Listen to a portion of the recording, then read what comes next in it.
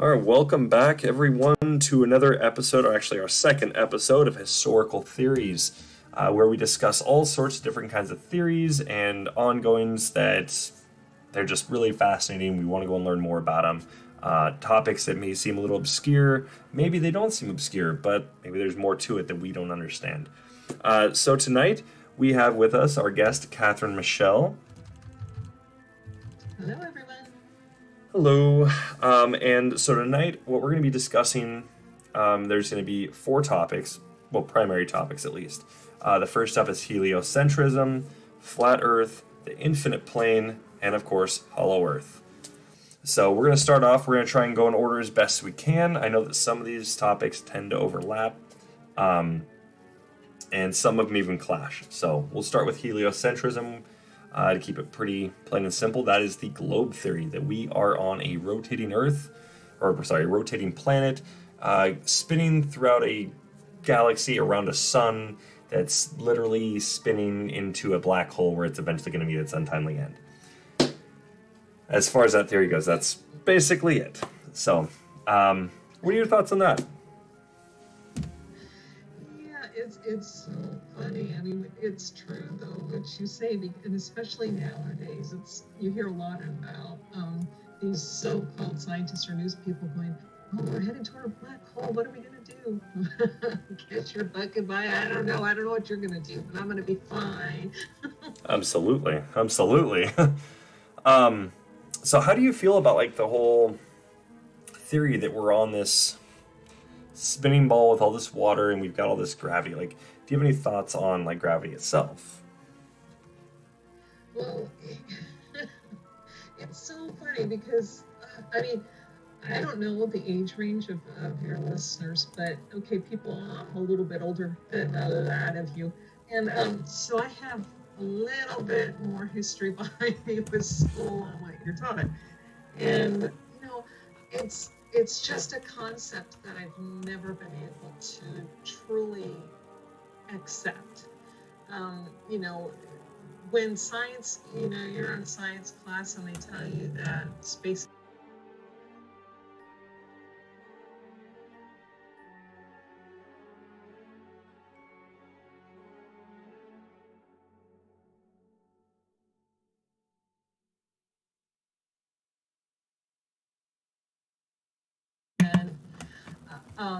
and I would always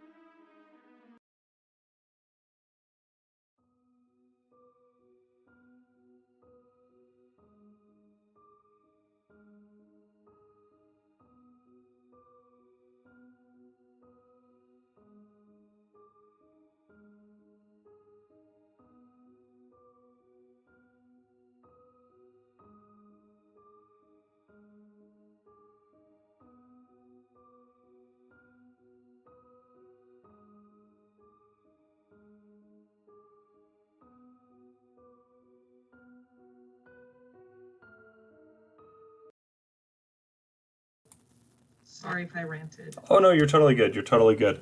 So basically, I'm in the same boat as you when it comes down to this. There's a lot of this that does not make sense to me. There's some that kind of does. Like I can look up and there's for one thing I can see stars. So when they say, "Oh, there's stars out there," I see there's something in the sky. It definitely looks like what they're describing. When they say, "Oh, there's a sun up in the sky," I can agree. Okay, it looks like it's a sun. But what is a sun anyways? It's a star. So okay, I see that. When they say, "Oh, well, there's the moon," okay, I see that. But when they're like, "Oh, but outer space," and they start getting all this stuff about outer space, it just doesn't make any sense. Like for instance, we are spinning, like you were saying, 1,000 miles an hour or so, maybe faster. For one, okay, well, how does everything keep down? Well, they have this blanket statement where they claim gravity, right?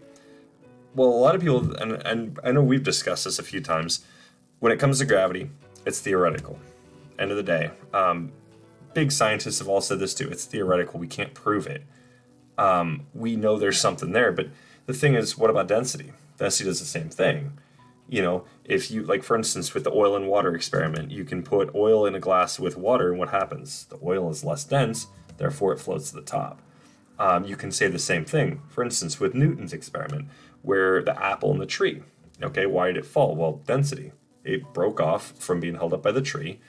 Once again, just things kind of break down over time. We know that people break down over time, right? You know, all sorts of other kinds of living things break down eventually. Just it happens. You've got, when it comes down to rocks, you got anything like this, they can break down through erosion. So we know things can be worn down and they can just break down naturally. So that apple falling, for one of those things occurred here, right? It was something either naturally occurred or it was, you know, something pushed it in that direction. But it wasn't gravity. It was density when it fell. It's, you know, the apple is denser than the air. That right there, that made sense to me. And that has nothing to do with gravity. Now, that's the thing, is I've been in plenty of conversation. I know we talked about it, where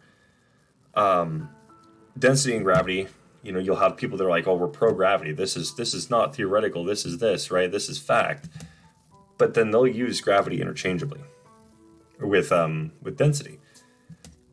And that, to me, right there, it's like, well, what's the difference here? And asking that, it's like, well, they'll even admit more often than not, okay, well, there's a slight difference here, but one literally proves here's density, right? This is literally all density is. You know, this is the factors that are going to play in with it. But then you've got gravity. What exactly does gravity do? It what holds us down? That's it. While we're spinning, how does it hold everybody down still? You know, at every single possible angle. Exactly. And I've had this discussion with so many.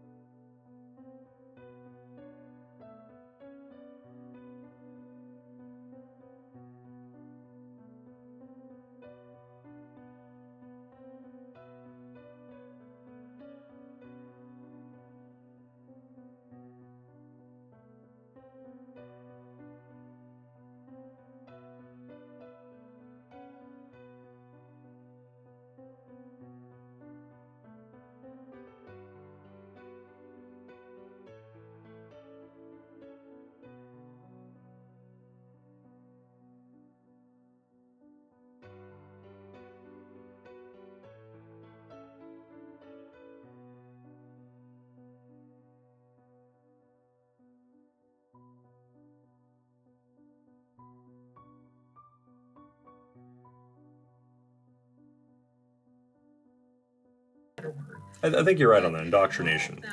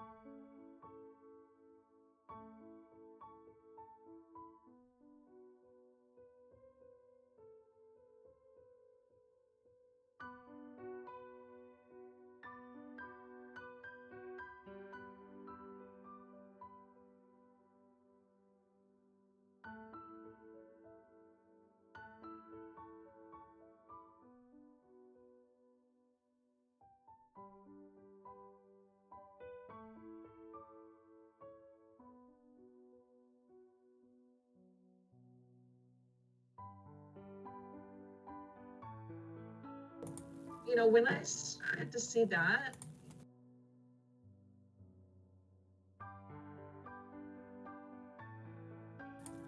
Oh, I 100% agree on that. And the thing is, and this is, I think I brought that up on this last episode. When we look at the lights in the sky, right? These stars, as you were saying before, they look more like they're dancing.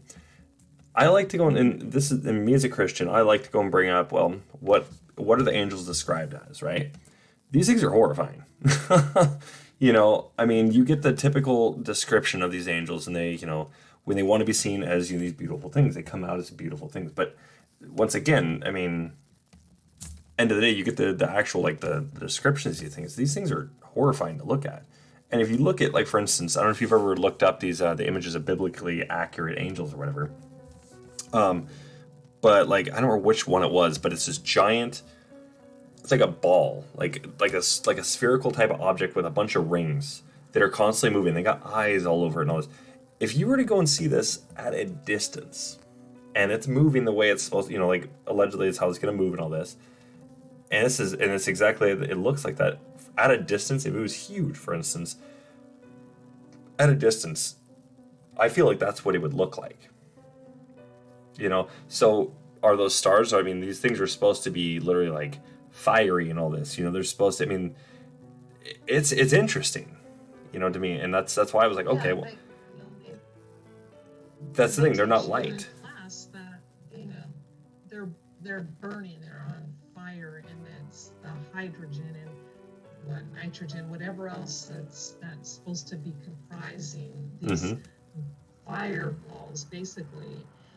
And when you look through your telescopes, or if you have a super good zoom on your camera, you can even look at it then. And it looks more like, say, you have some glow sticks, like, Yeah. and you're underneath a pool and you're moving those around in nondescript patterns. Some of these, I guess, have patterns. Yeah, it's a raver. And that's what it looks like up there. Yeah, and it's not all. And,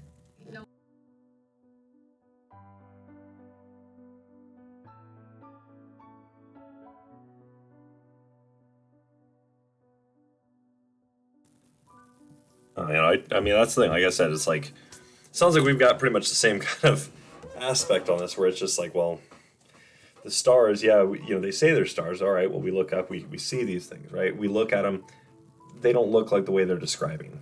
And if you were to go and look at, like, for instance, fire doesn't, like, if we got a ball of fire, okay, if we're able to go and, recreate something like this, it doesn't move like that, but that's the really weird part. That's why they look at it and they're like, oh, crap, people are going to see this eventually.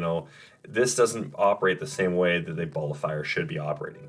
So now we have to make it so the sun mimics this to some degree. But it's closer, so they're not necessarily going to see the dancing, the flares. They're not going to see this, even through their telescope. They're going to have to go and get some, like, high-powered thing. But the thing is, by looking at the sun, you can go blind. So of course they don't want you. They don't want you going and looking at it with some kind of high-powered thing, because then you're going to see the same thing. Have you ever heard of this guy on YouTube, Suspicious Observers? No. All right. So what he does, he predicts weather through the sun. He predicts all sorts of other things that are going down. Very, very, very highly accurate. But he has to use, he uses websites and stuff. He doesn't have his own camera or satellite up there. He's using these websites that literally, they'll have a solar flare go up, right? And this isn't from when I last checked, I don't believe it's NASA, but basically it's got it under a filter and all this, so you can look at it, but you'll see the flare-ups on this, and he starts going over this. But the thing is, by seeing it up close like that, this high-powered look, right? It's super magnified, which is also weird because it's straight on too, which also weirds me out because I don't 100% buy it. And like I've said even on the last show, I don't 100% buy any of these theories per se. I don't, like I said, I'm not subscribed to any single one. I don't necessarily buy heliocentrism. I don't necessarily buy any of these things. But by looking at the sun, we're seeing this. How do we get a camera zoom like that where it's straight on like this? Not moving at all, mind you. Okay. And we're supposed to be going so fast. So how are they keeping this right there on it, looking at it for that long? And then all of a sudden we get to see that it's dancing, these flare-ups, all this. That's why I like the guy. I listen to his stuff, and he's very accurate on when he's predicting weather and stuff. But we also know with weather, we know we can manipulate that through radio waves and all sorts of other things. Not to get too off topic from flat Earth and everything, but at the end of the day, we've got the technology. We can do that type of thing. So who's to say even that is not just going right along with it? Maybe somebody listens to him and they're like, yeah, and I will question and I will take anyone, including NASA and any photographer, I will take.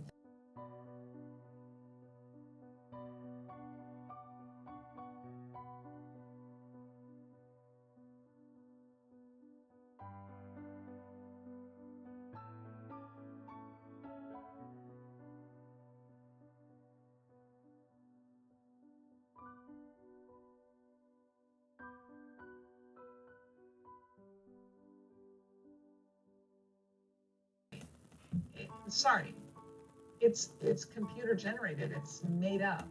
well, it's just like, when NASA talks about, like, for instance, when they get pictures of or video even of the Earth, what happens? That there's reasons they have skips there. Like the footage itself cuts out. It's not because we lost connection. There's more in that too, of course, because that doesn't make sense either. But they've admitted that they have their I don't even know what their job is exactly, but basically they're the ones that kind of quote unquote take the pictures of the Earth.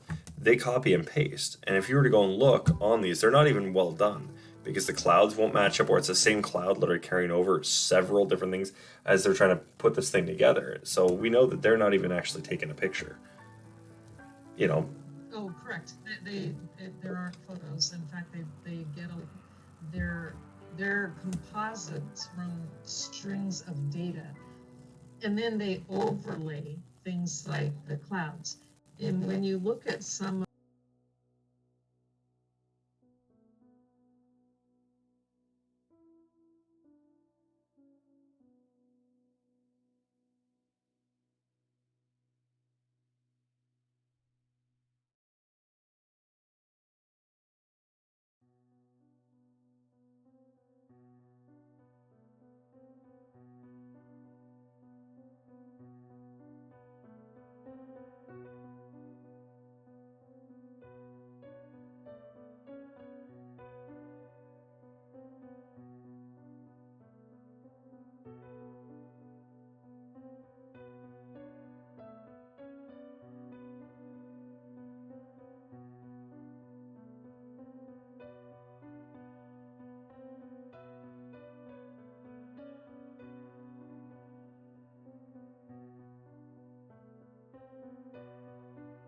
And so how can you believe, for me, it's like, I can't believe anything they say, which I know that's extremes. And so I don't think they lie about everything, but I don't believe anything they say. No, that's totally fair. And the thing is, like we talked about earlier too, I mean, so we can get on to the next part of this, of a flat Earth. We know that NASA itself, their original start was for underwater exploration. And we know there's all sorts of stuff. They're still involved with that, like heavily involved with it. But we don't hear about that. We hear about this quote unquote space exploration. And end of the day, with that, I mean, we've got the moon we can go and talk about. We've got how there's no wind in space. How does this thing fly? On top of that, why did we destroy all the technology after we got it? Or after we put this stuff together, why did we destroy the technology so we couldn't go back out? And then on top of that, why can't we do better? We had enough connection where the president can call from a landline and call directly and talk to, to hear from these astronauts. How is this possible? But it's not possible now. So. Yeah, exactly. That's what I was saying. It's like, come on, people, put two and two together, And I don't know. I was going to say something and I lost it. You're right. So, but I mean, the thing is like what we always hear too. So we hear these, the heliocentrists, where they always do. They bash right on the flat earthers. Anybody that believes that we don't believe in the the heliocentric model. We believe clearly that we have to believe in the flat Earth. Like me, I'm one of those people. Like I don't know what to believe, as I already stated. So, but end of the day, the heliocentric models, as we've already laid out, there's a lot here that doesn't make any sense. But when it comes to flat Earth, now there's a lot there. There's a lot there. It's really interesting because it's like, why do they always use the fisheye lenses when they go up? It's because they're trying to go and show off this globe model. Why can't they just go and just show us with a regular lens? This is what it looks like from here. And that's because you won't see a curve. But it's funny because you can see a curve. You look up in the sky, you can see a curve. Now, flat Earth, what do we generally believe? We believe there's the firmament right above us. That's what keeps us here. And what are we told about that? Well, it's a dome. It's a big dome. If you were to look up in the sky, you can kind of see it to some degree. Now, I mean, it's ever so slight. You know, I mean, you look how big the world is. With there being a dome, you wouldn't see flat areas per se. You know, you're going to see the curvature because it's a dome. And so you can, like I said, I looked up just last night and I was like, wow, you can like legit see slight curvature, but you can see curvature. But on top of that, it goes with the Earth's, you know, this spin that we're told in the heliocentric model. It doesn't make any sense. So what keeps us down is density. We have this, you know, we have this dome above us. So therefore, we're just dealing with density. It's all we're dealing with. Sun and the moon, it's a closed circuit. You know, that makes sense. That's why, for instance, we talked about the seasons and everything. That's why everything comes around like clockwork. You know, sometimes we have bad, sometimes we have worse, you know, when it comes to weather. There's a number of different things that can affect that. You know, why, you know, like for instance, like when we were talking about the heliocentric model, our planet spins so fast, why does the water stay on? If we can already show gravity really has nothing to do with this, well, what keeps it down here? We know that water, yes, it is denser than air, but the thing is, if you're on a globe, that water, if you were ever, I don't know if you've ever done this experiment, but putting water on a spinning object, right? Where does that water go? Yeah. It goes everywhere. Yeah, it goes. So it doesn't make any sense. That was an experiment and I do with my grandson. You know, we kind of put it on a plate and I'm like, okay, you know, there are 3 different directions you have to make this thing go. Mm-hmm. You have to just try to turn the plate as you're turning in circles and then jumping kind of thing. And then, you know, I want that water on that plate. It has to be completely flat. It has to be crystal clear and flat and not move. And of course it doesn't work. It just doesn't work. And, right. And, you know, they have like that, but it's like, no, think about it, people, but you're right. Our eyes perceive a slight curve with the dome that's above us. I don't know what else to call it, so I'll call it a dome. I don't know. I'll tell you, I don't know what it is. Right. When we look out over the Earth, when we're up high enough, Mm-hmm. it's flat. Right. So if our eyes can perceive a curve above us, why is it not perceiving the curve on which we stand? 100%. Because there isn't one. That's 100%. You know, and on top of that, you know, you got to think too with the flat Earth theory. What do we also believe? I mean, what do people that believe in the flat Earth theory believe? That we've got the ice wall around us typically, or there's something there to hold the water in, because at the end of the day, water has to be contained. Water always finds a way out. So if it can't, that's because there's a container. Well, what are the oceans contained by? You know, and that's the only thing I explained it. Why are we not allowed down to Antarctica? You know, I mean, just lots of questions. And that's the thing you end up finding with the heliocentrism. They claim they have the facts. Well, we just sat here tonight, everybody, and we just totally that blew that out of the water. Those facts, we can go and put them right on their butts. It doesn't work. When it comes to flat Earth, you end up with a ton of questions. Why this? Why that? Why this? Why that? You know, how does this? You know, all these types of questions. That's what we get with flat Earth. You go with infinite plane, it's the same thing. You know, because of that, you've got a spinning ice wall. Well, that's kind of interesting. And then, if there's a spinning ice wall, there has to be something outside of that. Once again, the other thing that's also interesting too is people want to go and say infinite plane. Well, here's the problem: infinite does not exist outside of. It can't even exist. We cannot create infinite. You know, we can't even really create anything that's perpetual. If we can't create perpetuality, we cannot create infinity. So infinity, it's literally everything in every direction. That is infinite. You know, that's math for everybody. Everybody's trying, well, you know, they want to go off of these things. Well, I can literally show that. Well, that's math. It's both positive and negative. Infinite.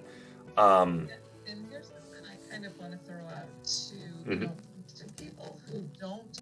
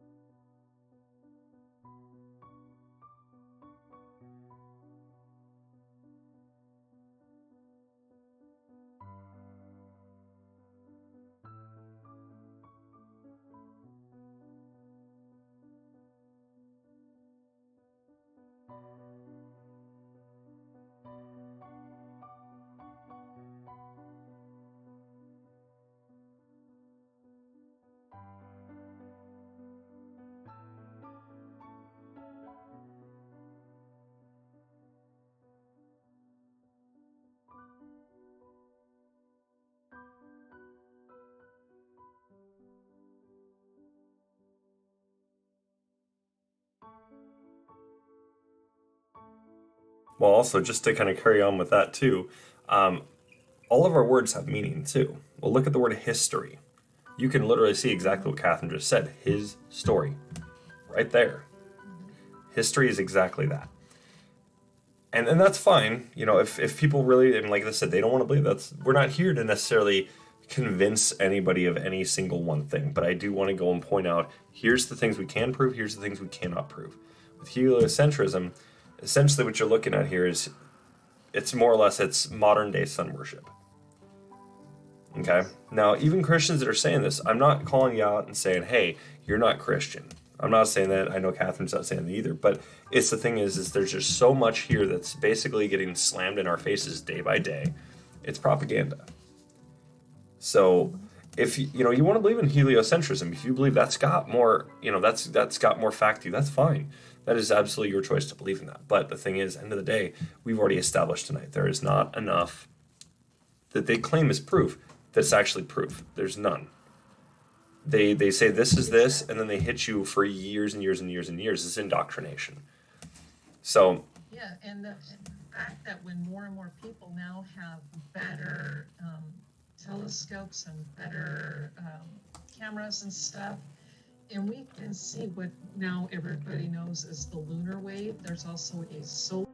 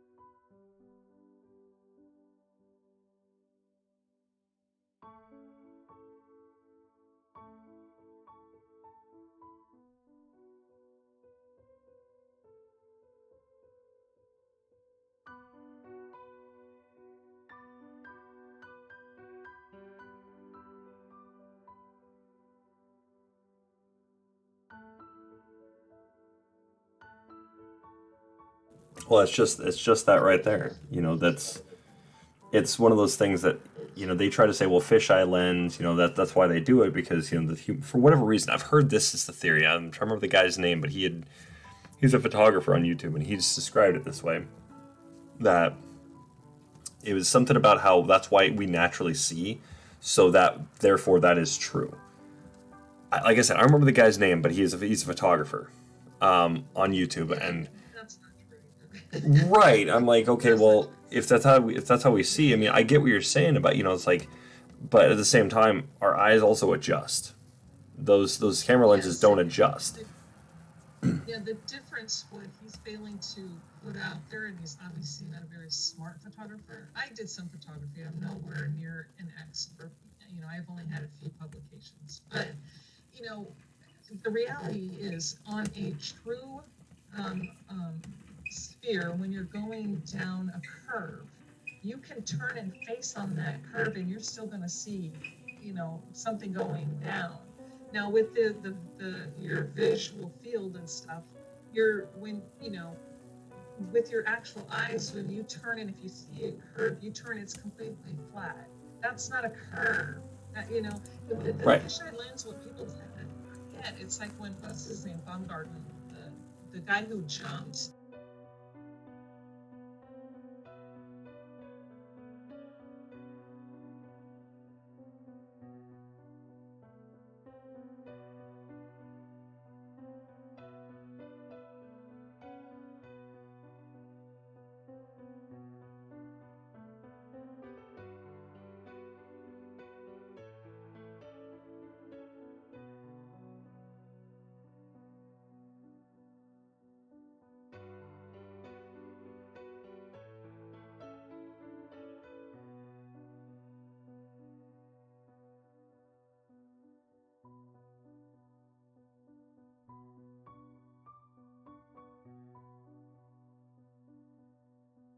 When you saw the actual curve of the Earth, that means the entire Earth is New Mexico. Right, 100%. I mean, that's the thing. It's exactly it. And the thing is, if you were to match that curve that you got from this from the GoPro, if you were to go up and you go right into the NASA's photos, right, where they apparently got all of Earth, right, which is, you'd have to be out pretty far to go and get it as small as they're showing, which I don't buy, for one. I don't subscribe to nonsense. That's directly how I see it. Why is it the exact same curvature? It shouldn't be. And the thing is that's what they're trying to go and say it as, and we don't have that much of a curve right there, which means fisheye lens, which means that's false. But to move on to the next topic here, so we got one more topic to cover. As we've already covered infinite planes, it doesn't. For one, infinite doesn't exist. Just to go and just plainly put it, infinity does not exist naturally. Therefore, how do they explain an infinite plane? If it's a much larger plane, still the same thing. We have to go and explain these things, because now we have to get into biblical, like we have to get into actually what the Bible says. We know what we've got. But then the last one is hollow earth, which is where we get Admiral Byrd famously talking about how there's this hollow earth. There's people, literally, there's a way in, you can get right into it. I mean, it's spoken about in multiple different groups throughout the world. We've had over in, I believe it's South America, I believe Mexico. I don't remember exactly which one it is, but there's one of them, they claim this was there's a path down to the underworld. And this goes back to like their lore about their gods and things like this, lowercase g, mind you, and that basically this is the path out of the world, but that's another world down there. But they've got all these big old crystals down in some of these caves and all this. Then you've got over in Asia, they've got the lore about it, but the underworld's always below us. The thing is like It's pretty much one of those concepts I find interesting. I don't have a whole lot of proof for it, but we do know that life can survive underground. And if we have if we go along with flat Earth or infinite plane, either way, we have a sun that's it's not as far up as people would want to think it is. Because it wouldn't make any sense. It would have to be local. The sun and moon both have to be local, which explains day and night a lot easier, why we have a certain amount of time. Why we have all these seasons, all this. I mean, it's easier to explain if it's local because, for one, you get to see where the light directly shines down onto. Because light's got a funny way of working.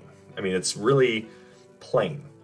You know, light's going to go direct into, it's got a certain, like you'll see it from a certain distance, of course, but even then, you shine a flashlight, does that shine?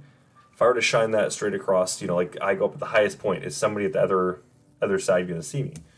I mean, no, we know that that's not enough power on that thing. But a local sun, that would have would have some power to it. But at the same time, you have to explain why does the moon, if there's local, both things are local, why does the moon itself have moonlight? Unless it produces its own light. I don't know. There's more to it. I'm definitely going to be getting off topic if I get into that too much. But that's the thing with Hollow Earth. I mean, if we can have a local sun and moon, why couldn't a Hollow Earth, people below us have something like that? And that's basically where that goes. Is Admiral Byrd talked a lot about that stuff. About there was, he talked about the local sun, the local moon, and all this. That's what they had. He didn't talk about us above here, up here. He talked about them. They had local on both. Right, and these stories, this, for lack of a better.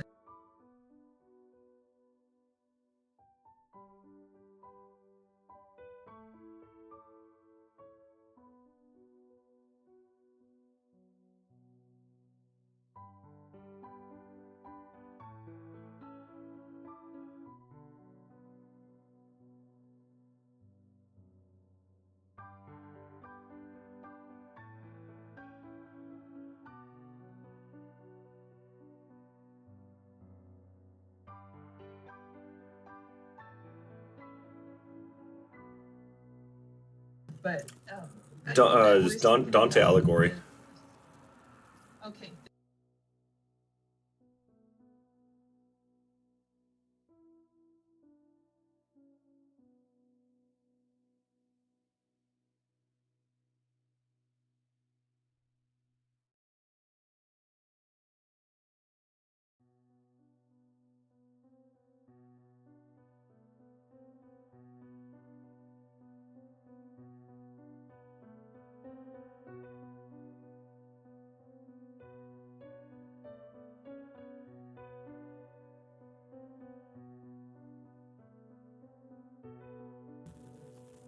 Well, and that's just it too. It's like, you've also, like you were mentioning, gardens and things like this. Over in China, they've actually been finding more and more of this. Over in Asia, they found a ton of this stuff now, but in China specifically, they found full-on forests underground. Over in, I believe it was Vietnam. I want to say it was Vietnam. They found full-on forest. They would literally be going through a cave, and all of a sudden they come right into a forest. And how is that possible? I mean, and that's the thing. You've got things like photoluminescence. You've got things like this that can produce enough light. But the thing is, that means these types of plants they have to be different. At least, I mean, theoretically, they have to be. But I mean, that's the thing. There's not any data really being released about these trees being different. It's just saying, well, these trees, which we find up above, they're down here and they're growing, in some cases, even larger. And so I mean, it comes down to, okay, well, what gases are down there? Because we know with plant life, if you've got enough light for something to grow, like for instance, they've done experiments over in Japan. There was a Japanese scientist that had done a complete and utter study with carbon dioxide, and he did this with, I believe, it was cherry tomatoes.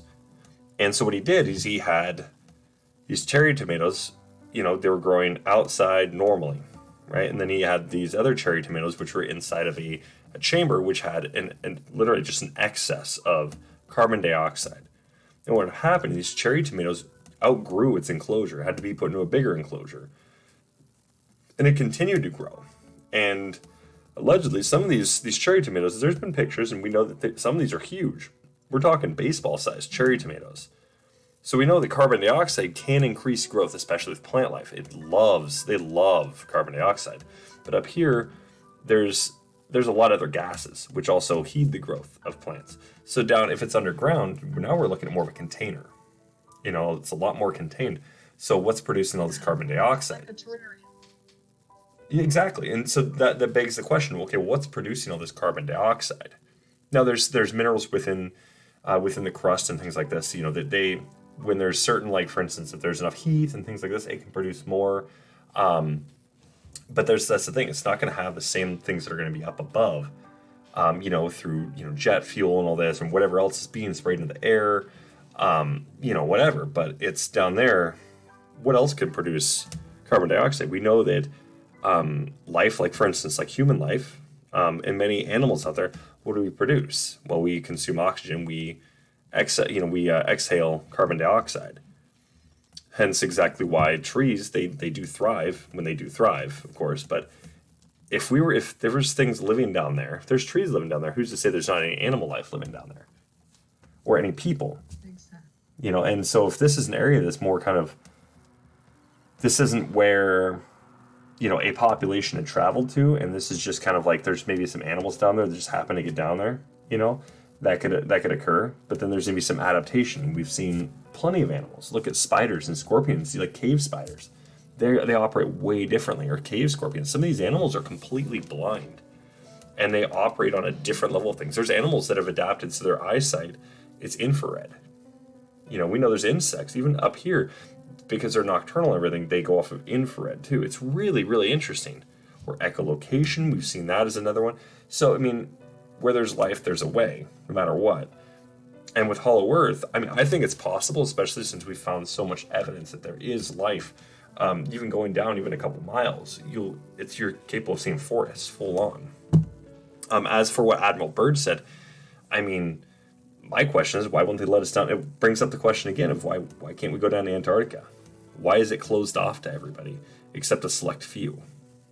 Unless they're hiding something. And when Admiral Byrd said that beyond the area where they were investigating, that there was a land the size of the United States